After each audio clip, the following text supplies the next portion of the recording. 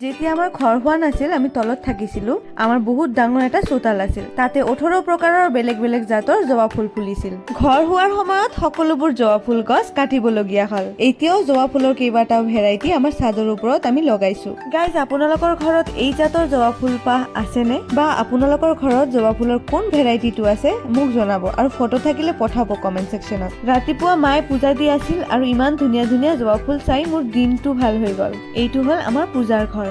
আমাৰ গুৰু ভাই সকলে কমেন্ট সেকশনত এটা জয় গুৰু লিখি দিব তাৰ পিছত মোৰ এটা ফোন আহিল আৰু গম পালো মোৰ এটা পাৰ্সেল আহিছে এমাজনৰ পৰা বলক চাই লও কি আহিছে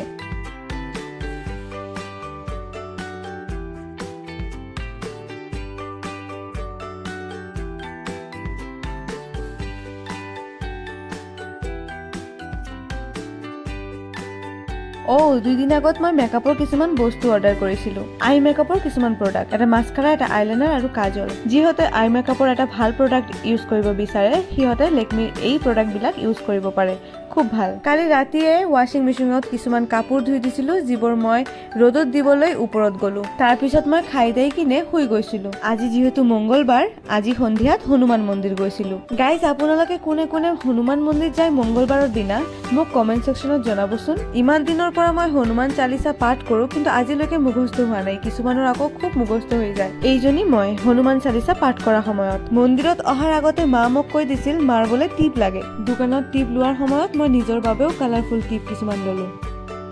তাৰ পিছত ঘৰত সোমোৱাৰ আগত মিমিহঁতৰ ঘৰত গলো মিমি নতুন এটা কেৰাম বৰ্ড আনিছে হয় না বাহ জানেনে গাইস মই কথাই কথাই গিফট পাওঁ আজি মিমিৰ মাও মোক এটা গিফট দিলে Oh my god, খালি দেখি গিফটই পাওয়া যায় দেখি কি আছে বাহ কি সুন্দর থ্যাংক ইউ আর কি আছে ওয়াও দেখি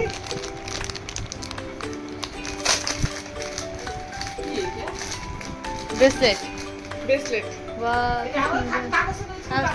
কাগজটা উড়ে যাও Thank you so much Boma for those beautiful gifts. তো গাইজ আজিলৈ এইখিনিয়ে আকৌ লগ পাম বেলেগ এটা ভিডিঅ'ত তেতিয়ালৈকে আপোনালোকে বহুত ভাল থাকিব till then take care bye বাই